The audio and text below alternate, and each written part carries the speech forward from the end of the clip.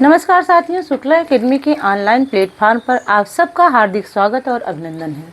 जैसा कि आप बिल्कुल देख रहे हैं कि जीरो लेवल से क्लास चल रही है यहाँ पे, चाहे वो हिंदी साहित्य की हो चाहे वो व्याकरण की हो। अभी तो व्याकरण पढ़ा रहे हैं, साहित्य भी शुरू करने वाले हैं। ठीक है, तो आज हम वर्णमाला की क्लास में, जैसा कि पहले आप देख चुके हैं कि स्वर क्या है, वर्ण क्या है, व्यंजन क्या है, संयुक्त व्यंजन क्या है, ठीक है, अनुस्वार क्या है, विसर्ग क्या है, अयोगवाह क्या है, ये सारी चीज़ें हम देख चुके हैं। आज हम संयुक्त व्यंजन को लेकर के आए हैं कि किन वर्णों के योग से संयुक्त व्यंजन जो है का निर्माण होता है। आइए देखते हैं। तो संयुक्त व्यंजनों की संख्या कितनी है? 4 है। छ, त्रंग, ज्ञ, स्रा। छ, त्र, ज्ञ, स्रा। ठीक है। अब इस छ को किन किन वर्णों के योग से बना है ये? जैसे का व्यंजन और श, मूर्धन्य श, अर्थात इन दोनों को जब जोड़ा गया आपस में तब किस वर्ण का निर्माण हुआ? छ वर्ण का निर्माण हुआ। इसीलिए इसे संयुक्त व्यंजन कहा गया है, क्योंकि दो वर्णों के संयोग से इनका जो है निर्माण हुआ है, इसीलिए इसे संयुक्त व्यंजन कहा गया है। इसीलिए अब आप देखिए त्र को, ता थन रा बराबर त्र, अर्थात ता और रा का योग हुआ है तो त्र का निर्माण हुआ है। इसी प्रकार से ज्ञा, जा और इया का जब योग हुआ है तो यहाँ पर ज्ञा का निर्माण हुआ है।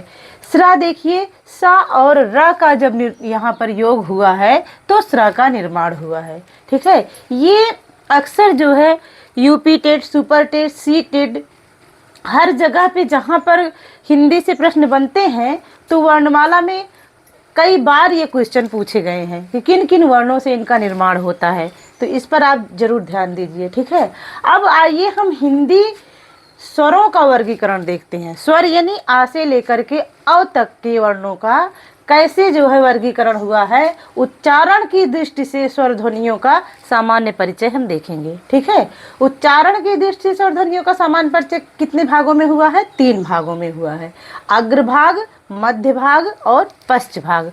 अग्र का मतलब क्या हुआ?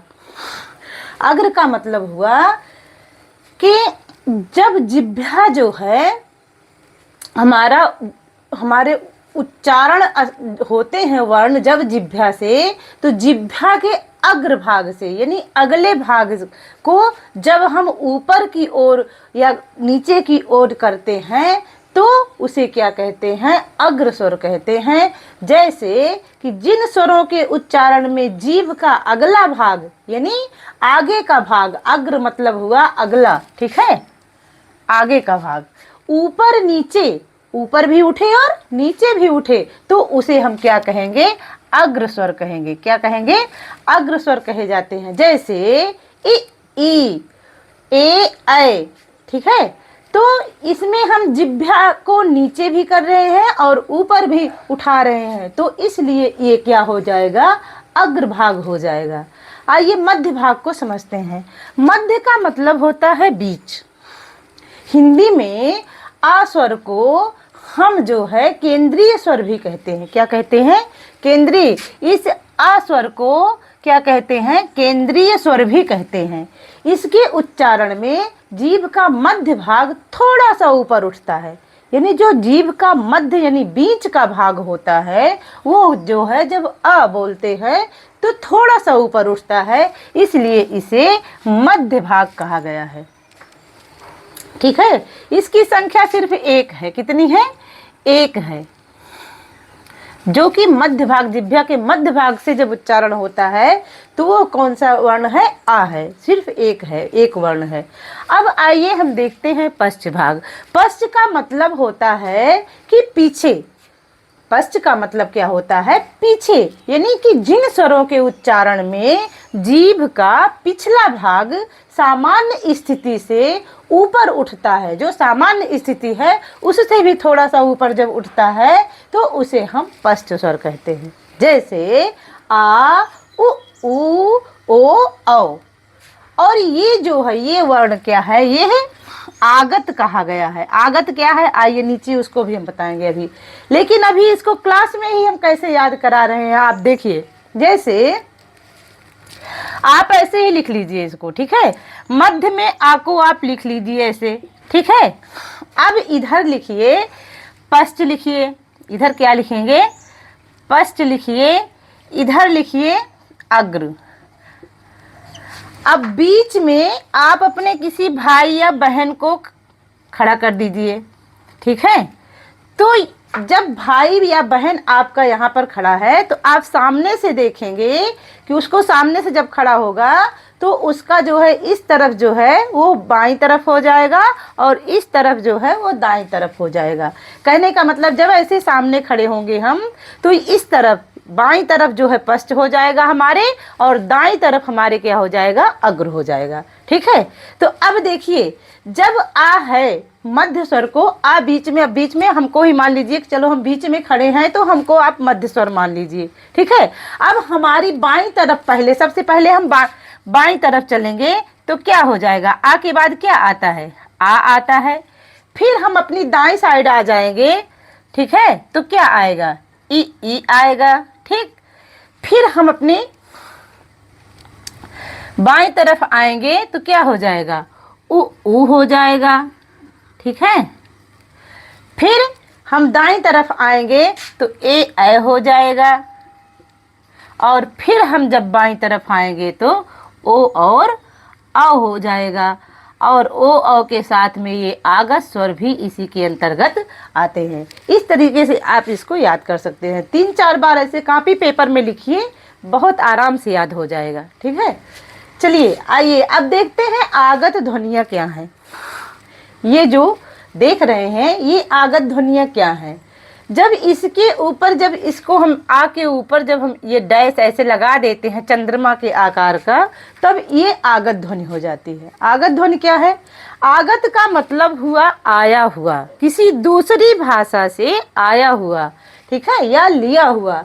तो अंग्रेजी भाषा के जो शब्द देवनागरी लिपि में, जो हमारी लिपि है हिंदी की देवनागरी लिपि, उसमें जो है अंग्रेजी भाषा के जो शब्द देवनागरी लिपि में प्रयुक्त हुए हैं, क्या हुए हैं, प्रयुक्त हुए हैं या लिए गए हैं, उनमें इस ध्वनि का प्रयोग बहुतायत होता है। बहुत ज़्यादा मात्रा में इस ध्वनि का, आगत ध्वनि का प्रयोग होता है। अतः इस ध्वनि को पश्च स्वर के अंतर्गत रखा जा सकता है, ठीक है।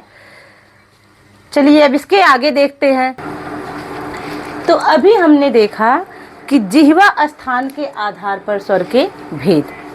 अब इसके आगे हम उच्चारण प्रयत्न के आधार पर स्वर के भेद देखेंगे, ठीक है।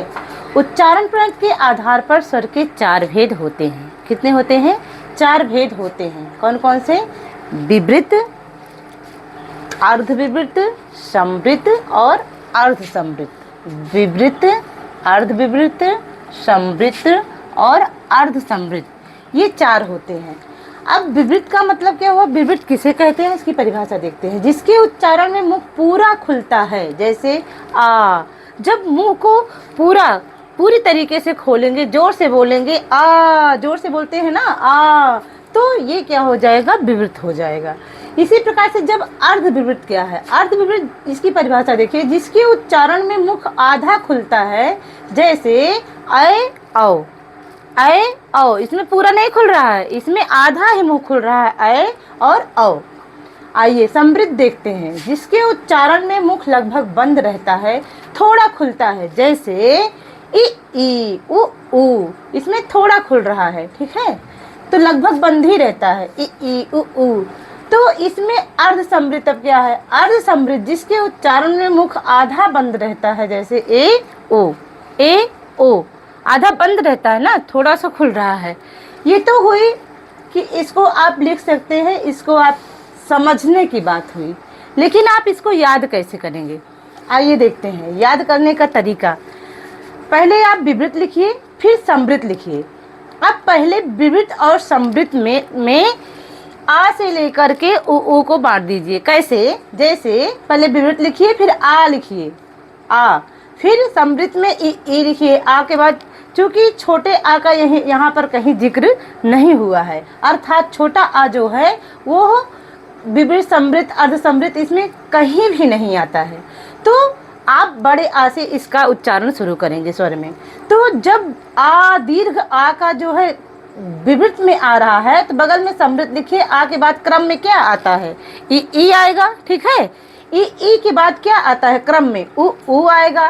तो ई उ मतलब आ विवृत में रहेगा, उसके बाद समृद्ध में ई उ लिखिए, ठीक है। अब इधर अर्ध समृद्ध अर्ध विवृत लिख दीजिए। इधर ए लिखिए, फिर इधर आई लिखिए, फिर इधर ओ लिखिए, इधर औ लिखिए। याद हो गया ना आप लोगों को।